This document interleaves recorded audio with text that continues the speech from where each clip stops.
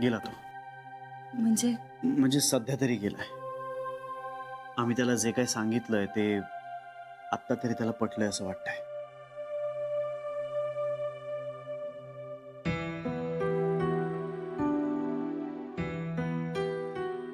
Sorry Shri, खूप विचित्र वागले तुझ्याशी. अरे पण तो माणूस ओवीला घेऊन जाणाऱ्या या कल्पनेनेच घाबरले होते रे मी. तुझं बोलणं लक्षातच नाही आलं माझ्या.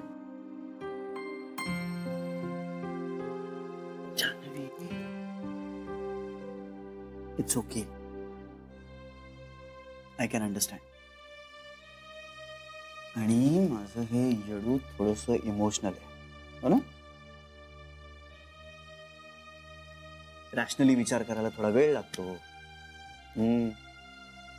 पण ह्या सगळ्यात ना ओवीच्या दृष्टीनं मी एक विलन ठरलोय. तिच्या जान्हवी मॅडम वर ओरडणारा विलन. असं काही नाहीये, मी समजावेन तिला, ती माझी गुड गर्ल आहे. ए हॅलो मॅडम, फक्त तुझी आहे का ती? माझी सुद्धा आहे बरं का ती. मी तिला रोज गोष्टी सांगतो, ती माझी सुद्धा आहे. हो, आपली गुड गर्ल आहे. पण माझी खरी गुड गर्ल तू आहेस.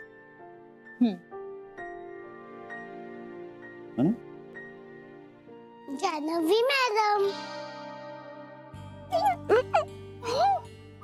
काय ग धमाले, हसतेस काय? हसतेच आहे. हसायचं नाही तर फटके देणार मी फटके. नाही नाही नको.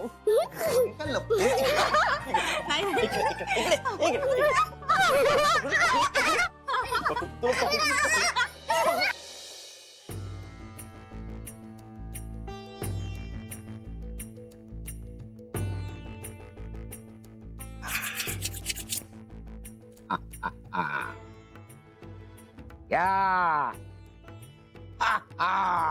Cheers.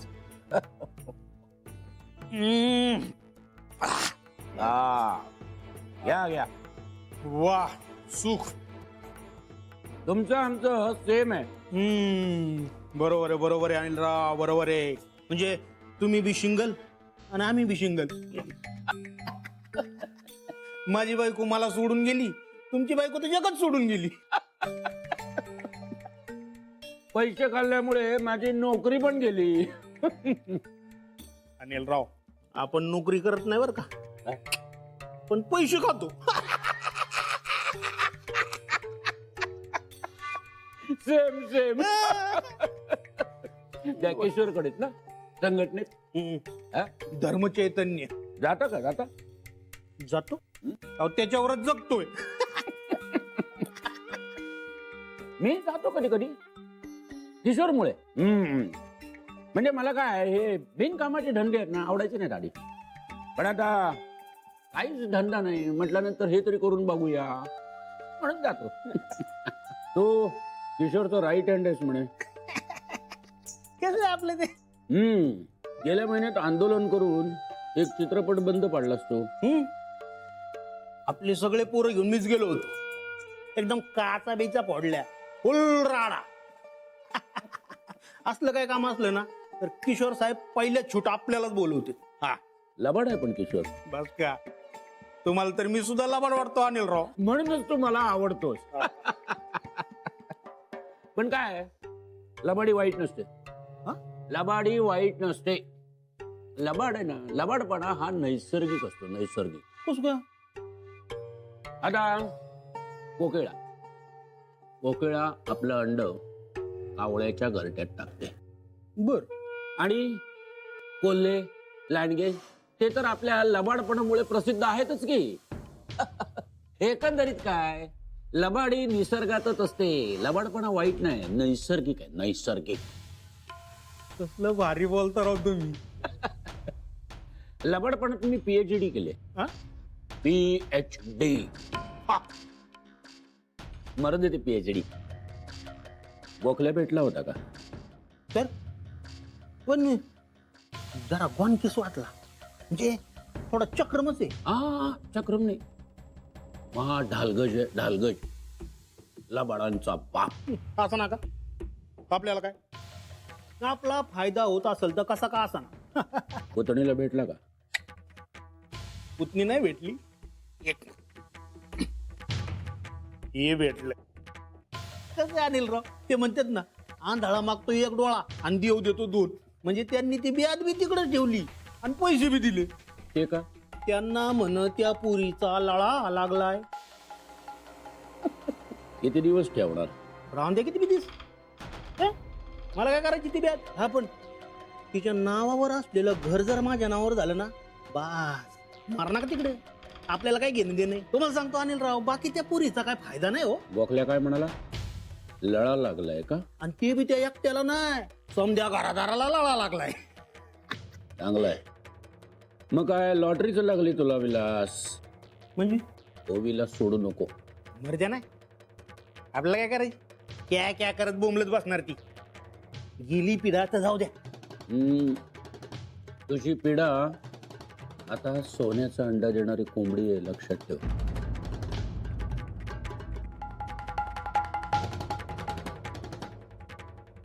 श्रीरंग गोखल्या, आपला ऋणानुबंध अजून संपलेला नाही.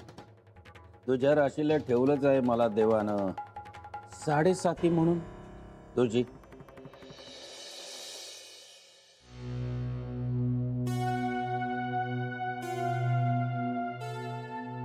आई तू प्लीज चिडू नकोस आता. हे बघ, त्याला जर पैसे दिले नसते ना तर तो सुखासुखी काही गेला नसता. भाऊजी जाऊ दे ना, जेवताना हा विषय नको. असू दे इंदू, आपण सगळे एकत्र आहोत तर आत्ताच बोलू. कांता, माझं एवढंच म्हणणं आहे, तुम्ही त्याला आत्ता पैसे देऊन घालवलं, पण पुढचं काय? आजचं मरण उद्यावर ढकललं बस. मान्य आहे मला, पण आपल्याला आता निदान विचार करायला वेळ तर मिळेल. तो माणूस अचानक समोरून उभा राहिला, मी ओवीचा काका, तिला न्यायला आलो असं म्हणाला. काय करणार आपण? मला एक सांगा, मुळात आलेला माणूस तिचा काकाच होता कशावरून? आता उद्या आणखीन कुणीतरी येईल आणि म्हणेल मी तिचा मामा आहे. आपण कसं ओळखणार? हो ना, आपण कसं ओळखणार मग? आणि अशी कशी मुलगी त्याच्या ताब्यात देणार? ओवीला आपण कुणाच्याही ताब्यात देणार नाही होत. फक्त तिची आई आली ना की आपण तिला तिच्याकडे द्यायचं, तिच्याकडे सुपूर्द करायचं, बस. इतकं नक्की ठरलंय. श्री, आपल्याला तसं करता येईल की नाही याबद्दल मला शंका आहे. कायद्यानं आपण दुसऱ्याचं मूल आपल्या ताब्यात ठेवू शकत नाही. तिची आई परत नाही आली तर आपल्याला तिला पोलिसांना द्यायलाच लागेल. आई, अगं पण पोलीस शोधतायतच ना तिच्या आईला. तसं नसतं रे कांता. हे बघ, तिची आई आपल्या संपर्कात असती तर सोपं झालं असतं. जर तिनंच असं सांगितलं असतं की मला ओवीनी ह्या घरात राहायला हवंय, तर मग प्रश्नच नव्हता. पण आता तसं नाहीये. हे बघ, आपल्याला ओवी या घरात राहायला हवीये हे खरंय, पण उद्या तो माणूस आला आणि त्यानं सिद्ध केलं की मीच तिचा काका, तर आपल्याला तिला त्याच्या ताब्यात द्यायलाच लागेल. त्याच्याकडे तो किती घाणेरडा माणूस होता.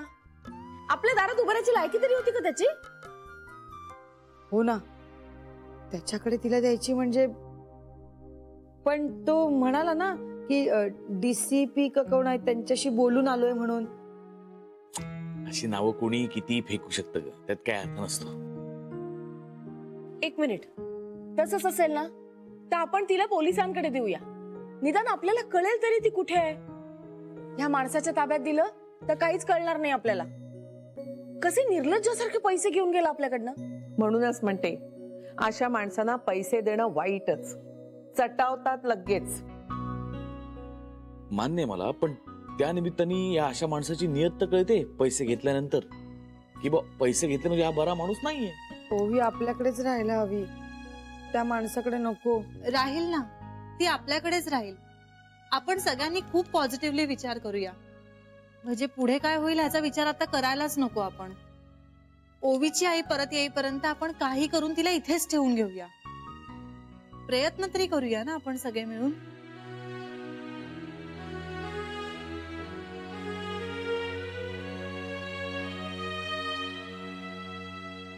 नाही म्हणजे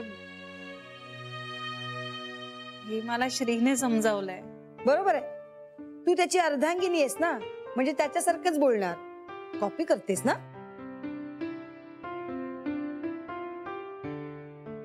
अगं ओवी कुठे आहे ग? सरू मावशींच्या खोलीत आहे, मी घेऊन जाते थोड्या वेळात तिला झोपवायला. कशाला? सरूला झोपवता येतं तिला. हो, आणि झोपेल ना सरूच्या खोलीत. उगाच तुम्हाला कशाला लुडबुड. नाही तर काय. नाही, मी उद्या ओवीलाच सांगतो.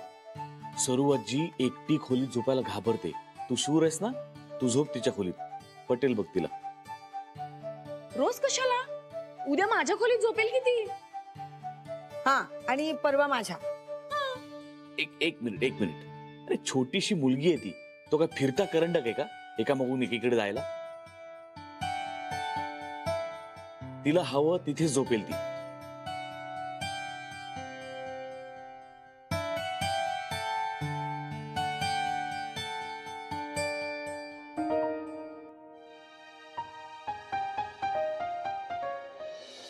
आणि मग काय झालं माहितीये का?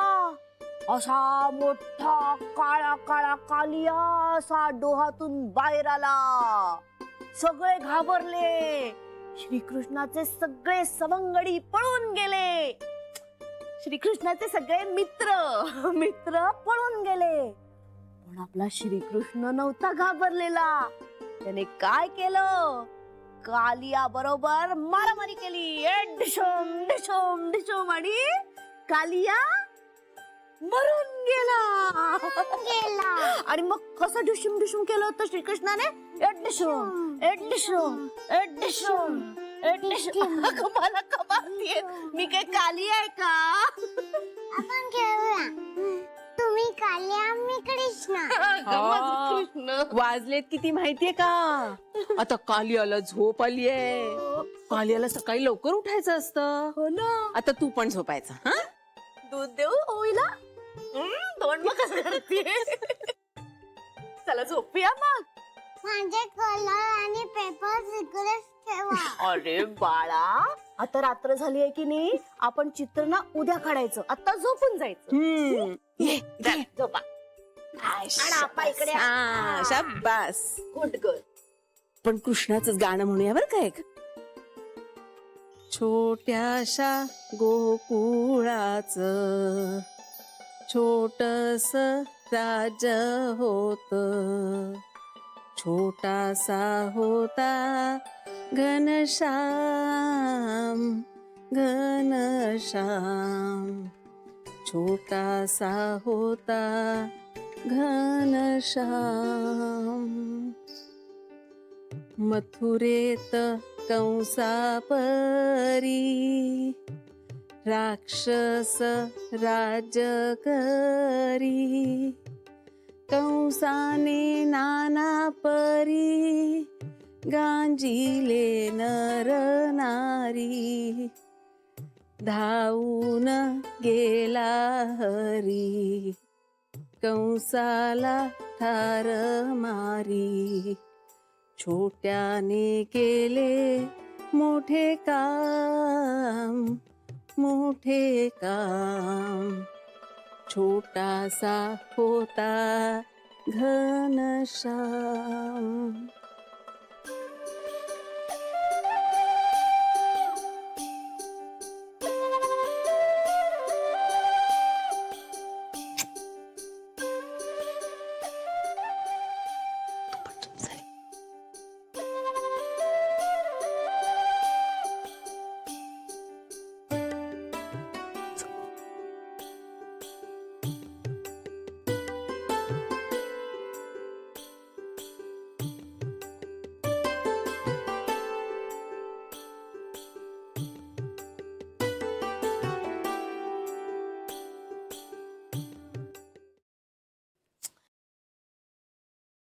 आई, मला ओवी आवडते.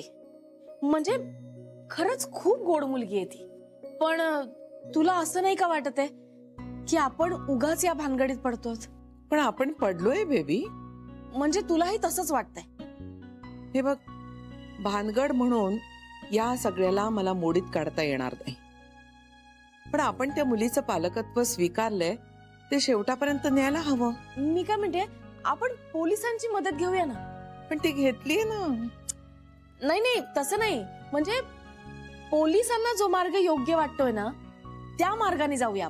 म्हणजे ओवीला तिच्या काकाच्या स्वाधीन करायचं. हे बघाई, तो तिचा काका आहे का तिचा मामा आहे यातच मुळात शंका आहे. आणि समजा असलाच तर आपल्याला इव्हेंच्युअली करावं तर लागणारच. म्हणजे मला काय म्हणायचं होतं की आपण पोलिसांना सांगूया ना जे काही करायचंय ते. आपण भानगडीत नको पडायला. हे बघ बेबी, पोलीस इन्व्हॉल्व्ह झालेलेच आहेत. ते त्यांच्या पद्धतीनं पुढे जातील. पण आपण ओवीचं पालकत्व स्वीकारलंय ते अर्ध्यावर नाही ना सोडू शकत. पण मग आता करणार काय आपण? बघू, तो तिचा काका दिलेले पैसे घेऊन निमूटपणे बसला तर ठीक आहे, पण मला ती शक्यता कमीच वाटते. पण जर त्यानं पुढे काही केलंच तर आपण एकजुटीनं ओवीच्या मागे उभं राहायचं आणि तेच माणुसकीला धरून होईल.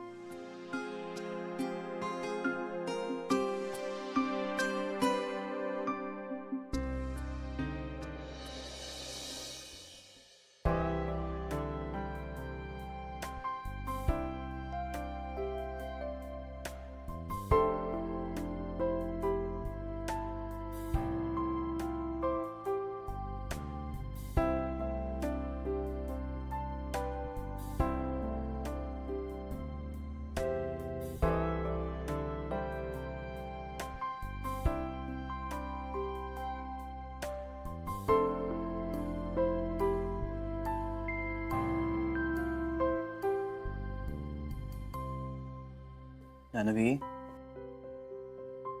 काय झालं? ओवीला झोप लागली असेल का रे? मी पटकन बघून येऊ का? तिला गोष्ट सांगितल्याशिवाय झोप नाही लागत ना. मी ए जान्हवी, इकडे.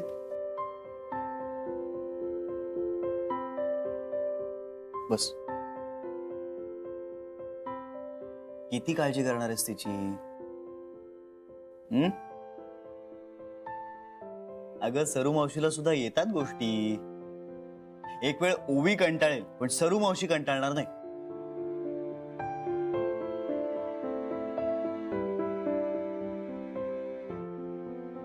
काय झालंय?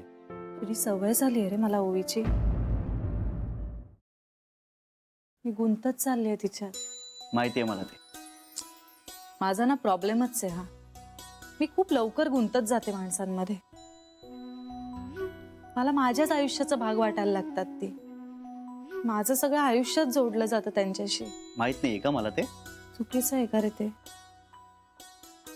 नाही अगं, ह्याच्यात चूक बरोबर असं काही नसतं. तू पटकन माणसांशी कनेक्ट होतेस, त्यांना आपलंसं करतेस, त्यांच्याशी तू जोडली जातेस. It's okay, nothing wrong in it. चल आता फार विचार नको करत बसूस, नाहीतर झोप उडवशील स्वतःचीच. ए श्री, नुसता लोटून घे ना, कडी नको लावूस. ओवी घाबरते रे, दचकून उठते रात्री. आली इथे तर.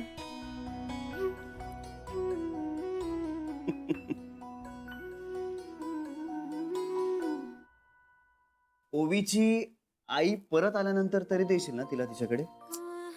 काही हा श्री, अरे मी किती माया केली तरी शेवटी आईची जागा कोणी घेऊ शकेल का? माझी आणि तिच्या आईची तुलनाच होऊ शकत नाही. श्री, अरे सगळी सुख तिच्या पायाशी आणून ठेवली ना तरी आई ती शेवटी आईच ना. काय माझं म्हणणं खरं वाटत नाहीये? असं काही नाही. मग तू असा का बघतोयस? असा का बघतोयस म्हणजे? मी बघू शकत नाही? अच्छा, म्हणजे आता आपण पुन्हा भांडणार आहोत का? मी नाही, तूच भांडतोस माझ्याशी. बर, मग मी तुझ्याशी आता भांडणार आहे का? हे तू मला कशाला विचारतोयस? नाही, कारण ते तुझ्यावर अवलंबून आहे ना. ए, तू फार लवकर नवऱ्यासारखा वागायला लागलायस हा? होय जान्हवी, जरा जमलं तर स्वतःकडे बघ एकदा. तूही वागायला लागलीस बायको सारखी.